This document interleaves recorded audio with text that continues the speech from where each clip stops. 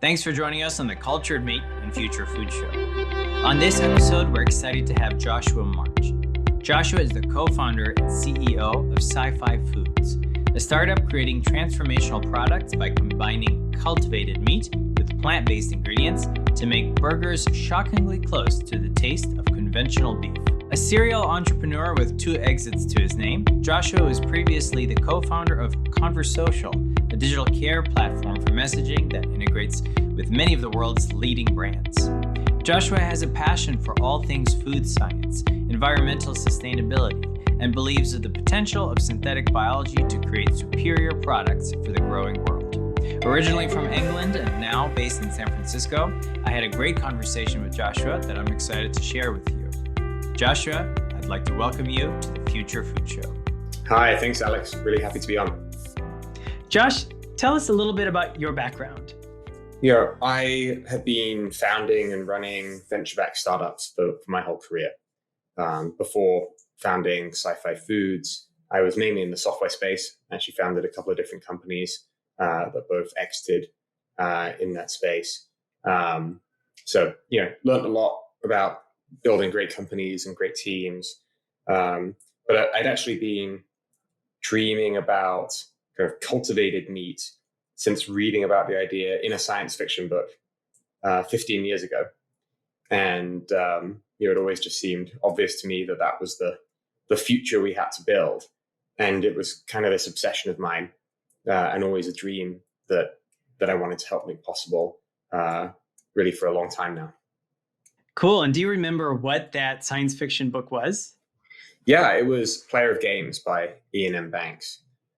He's one of my favorite sci-fi authors. I'm a big sci-fi fan in general. And he actually kind of mentioned it in passing in a number of his books. It wasn't like a main focus, but it was just this thing about this futuristic society and how that he commented on the fact that they're cultivating meat instead of growing animals. And it just immediately struck me as soon as I read that, even as a kind of throwaway line, that, again, that had to be the future that we made happen. And, I do eat meat. I really love burgers, but, I've always been very aware of, especially just the huge environmental toll that meat takes, and especially beef. And it just seemed obvious to me that as we think about building the future, we've got to build a future which doesn't involve just cutting down more of the rainforest and throwing billions more animals into the factory farming machine. But I'm a big fan of looking to sci-fi for ideas about how to build the future and make the world a better place. That's cool. And I definitely think of Dr. Yuki Hanyu from Integraculture when I think of sci-fi inspired cultivated meat companies. But That's really cool. Yeah. Really cool to know that that's how you got started too. I wanted to ask you, when you were working in the software space, were you thinking about going into this food or cultivated meat or cultured meat food space before you finished up your software work? It was always in my mind as something that I wanted to help make happen at some point. In 2016, I ended up getting connected with New Harvest and went to that conference in 2016, which I think was one of the first cultivated meat conferences in the world, and started spending time with scientists and entrepreneurs in the field. And I did a little bit of advising and investing. And, I wasn't sure at first whether I was actually going to go start a company or would I just be a kind of supporter on the sidelines? But over a number of years and learning more and more about the space, I kind of came to the conclusion that I thought there was a big opportunity to start a company and do things a little differently. That's cool. And I think, we've actually briefly met in Maastricht at ISCCM. And that must have been maybe 2018, 2019, maybe just when you were about to or I think you had already started by then. But we'll skip over kind of the origin story of I guess, Artemis, and jump right into, the new branding, which is SciFi Foods. I wanted to ask about that because sci-fi is a little bit out there, no pun intended, and a lot of companies are trying to normalize the technology. I do love the branding, but what was the rationale behind calling it SciFi Foods? Yeah, and look, there's a lot of thinking went behind it. But fundamentally, when we think about who's going to eat cultivated meat, there is a minority of people who are just super excited to eat this novel and new technology and this new food, right? And they're excited because of the novelty of it. And they know that it's scientific and they know that it's called lab-grown meat, but like they're excited to try it. And, those people fundamentally don't really care too much about what it's called, right? They kind of know the details. For the majority of consumers, there are a lot of people who are going to be concerned by the scientific nature, right? Is it weird? Is it too sci-fi? And the fact is, like, it is scientific.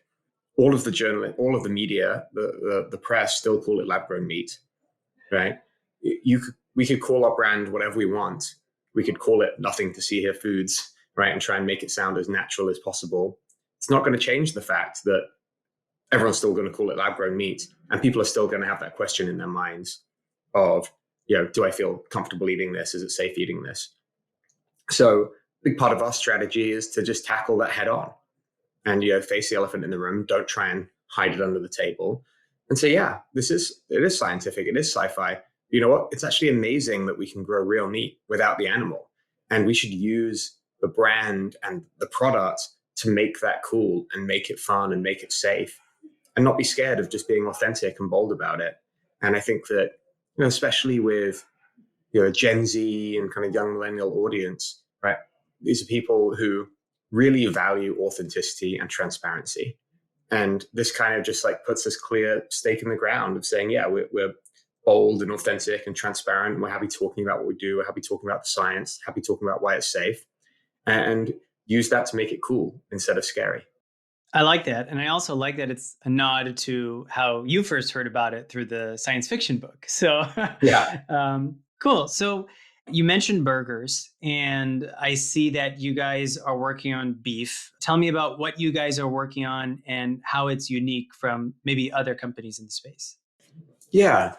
Beef is really the kind of ultimate goal, right? And eventually we'll do more things as well. But beef is just so important. I mean, obviously from a climate change perspective, beef has an extremely negative climate impact. Significantly ahead of any other meat or any other food that people consume on Earth. And your audience, I'm sure, will be familiar with all the reasons for that. And so it's really the ultimate prize is to be able to replace meat consumption. From a business perspective, it's also the biggest market from a revenue perspective, has the highest price per pound of any ground meat product, and the biggest consumer demand for meat alternatives. So we are really focused on beef.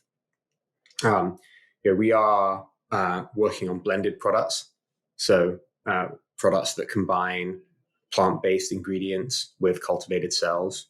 I think that all of the first products to actually hit the market in any meaningful way will be blended products, kind of by necessity. And I think there's just a huge opportunity for cultivated meat to drastically improve the flavor and experience of meat alternatives, enabling us to just significantly increase consumer adoption. Right? I think that's one of the biggest challenges in plant-based meat today, is that it still doesn't actually taste like meat. And fundamentally, people aren't prepared, or the vast majority of people are not prepared to spend more money for a product that doesn't taste as good, even if they philosophically agree and intellectually agree that they should be doing that. Food is an emotional decision, and like when it comes down to it, most people just aren't prepared to do that. And so I think cultivated meat has the potential to just really transform meat alternatives and actually create products that taste amazing and actually taste like conventional meat, because fundamentally they are real meat. That blended approach also goes a big part of the way to solving a lot of the cost and the scale issues, which we can delve into. Now we don't think that's enough. If you really want to create affordable products that can scale with minimal risk, we also do quite strongly believe that bioengineering is necessary, and that's a kind of core part of our strategy as well. We use CRISPR and other similar technologies to make tiny changes to our cells so that we can solve a lot of the cost and scale issues. And we think that is another necessary component. I think that mentioning that it is a blended approach kind of also fits with the transparency. Are you working on both fat and muscle tissue? Yeah, one benefit of that blended approach is that we're really using our beef cells for flavor, right? We want those beef cells to bring in the proteins and the fats that actually create that flavor and experience of meat. And we don't need to worry too much about how we're not trying to structure that into like muscle tissue or fat tissue, right? So it's more just a really tasty beef cell. So it is a cell that was biopsied from a cow muscle.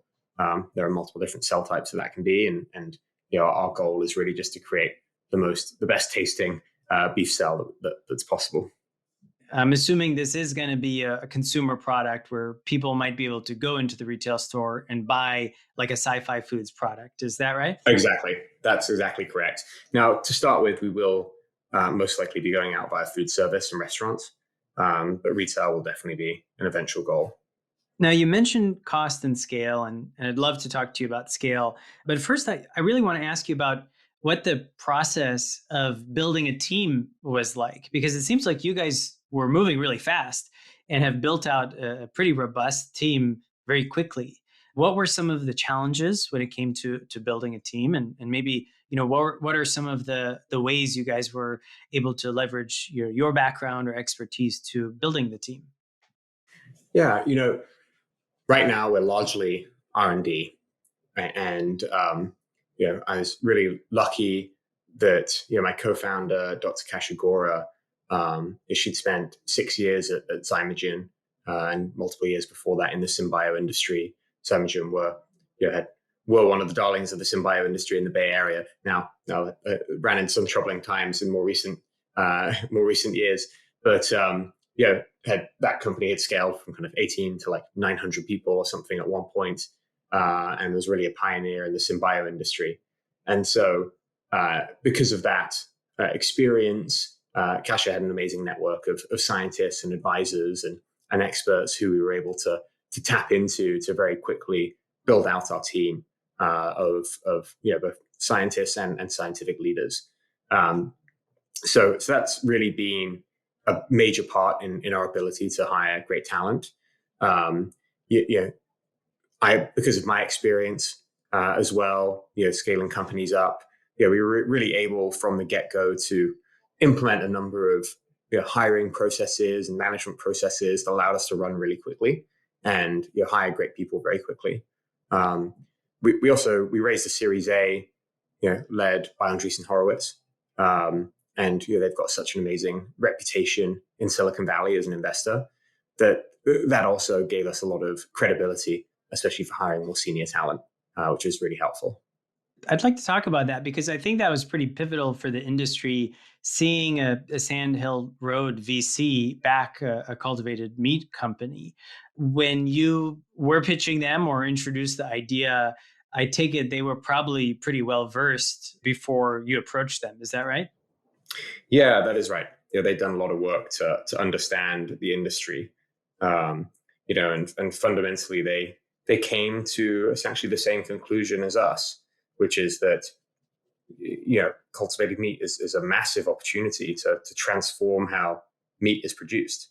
But the first products kind of have to by necessity be blended, and they also had strong conviction that the best, the fastest, the most reliable way to get the cost and the scale, to solve those cost and scale challenges on top of blending, would be to take a bioengineering or symbio approach. And fundamentally, that's something which is pretty unique to us in terms of how we're doing that, which is why they have been such a great partner. Cool. And I see actually Dana is on your team now on the Teams page. I just saw that. So Dana, if you're listening, quick shout out. I've run into her many times at different cultured meat events. Cool. Yeah, she's awesome. So cost and scale. So you mentioned cost and scale and maybe what you guys are doing to lower that cost. But maybe I want to phrase the question in terms of what you guys are thinking in terms of building out. And I know that we won't be able to give me too much, but we are starting to see companies build out pilot plants, plans for even larger scale manufacturing. Where are you guys at in the process? And are you guys approaching it any differently? Yeah, so yeah, we're getting ready to start building our own pilot plant as well. That's a pretty well trodden path as we're scaling up and needing to build facilities that can go through FDA and USDA approval. So that's a very, very important step that we are working on. Um, you know, Core to our strategy is we want to be able to scale up with the least amount of technical risk possible. We're big believers in having a very simple biomanufacturing process, minimizing the complexity of that, minimizing the cost of that scale up.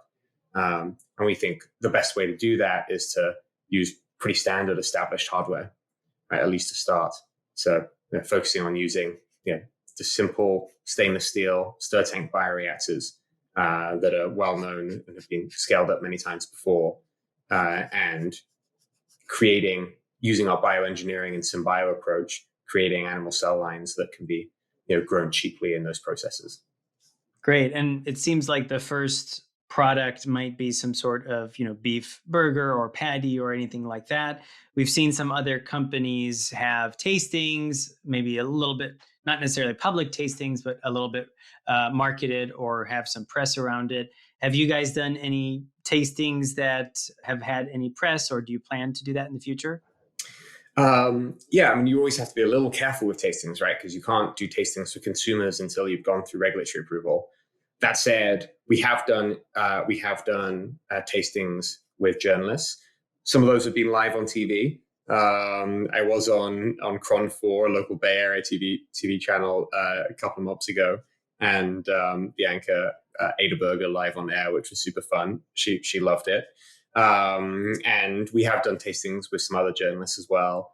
Some of that coverage is upcoming. So at some point, if you want to come around and taste a burger, we'd be happy to host you. That's cool. That would be awesome. And actually, I just looked it up, the Cron 4 piece. And so I'll link that in the show notes. Very cool. I want to take a step back a little bit and ask you about how the industry is evolving. We're starting to see a lot more players from the startup side start new companies. We're also seeing a lot more more incumbents in the space, so to speak, want to get involved. So generally speaking, how do you see the industry evolving? Do you think that the number of companies will continue to pop up? What do you think will be changing over the next few years? Yeah, I mean, look, we're kind of entering the headache phase of what has been some of the biggest boom years of a long time. Right. And in some ways, that's been great because a lot of money has come into the space. That's made it easy for new companies. It's also made it easier for existing companies to raise a lot of money. And now, over the next few years, those capital markets are going to be much drier. Right? It's going to be much more challenging to raise money. And so now we're entering the kind of, this is where the rubber really meets the road. There are a number of companies building out facilities. They're going to have to show that they can actually get those production facilities up and running. Can they actually produce at real scale and meaningful cost? And if they can't, then it's going to be very challenging to continue raising large sums of money. So there's going to be a lot less fundraising just on hope over the next few years, and investors are really going to want to see real results. And so I think it's going to be an exciting but also scary and more challenging time for a lot of companies in the space. Will you keep operations in the San Francisco area, or do you have plans on maybe going somewhere where the rent might be a little bit cheaper? No, we're based in the East Bay. We're in San Leandro, or glamorous San Leandro, as I like to call it, which is pretty low cost as far as the Bay Area goes. Certainly a lot cheaper than being up the road in Emeryville or Berkeley. We have a 16,000 square foot facility here, R&D facility. We will likely be building our first pilot facility in the area as well. So no plans to move out just yet. Later on, once we actually start building a lot more larger scale production facilities, they're very unlikely to be in the Bay Area. And so those will be further afield. But for now, R&D and pilot scale will be staying in the Bay.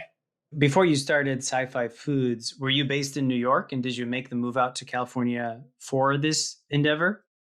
I did, yeah. I was in New York for 8 years, and as I was working on founding Sci-Fi and thinking about where it made sense to be, it really felt like California was just like a perfect location, in terms of being at the intersection of both food tech and biotech.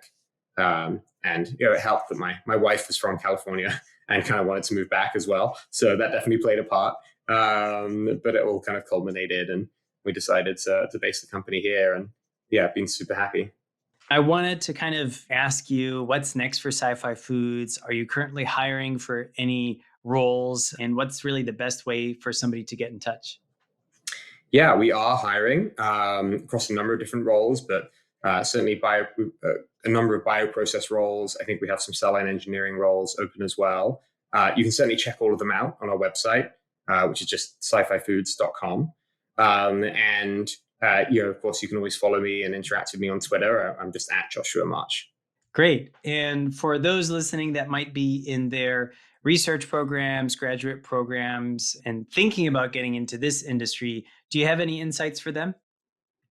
I think there's a lot of great public resources. GFI has such a lot of great material. New Harvest has a lot of great material. I would recommend that people, start going to those conferences, go to those events, go to your own conference, and start to get to know people in the industry. I think it's a super exciting time to be joining, and there's some real skill sets that are needed, especially in like bioprocessing and chemical engineering, which are kind of underrepresented right now.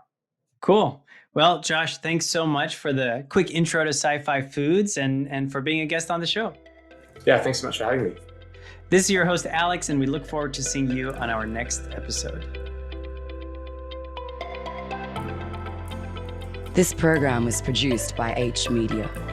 See you soon.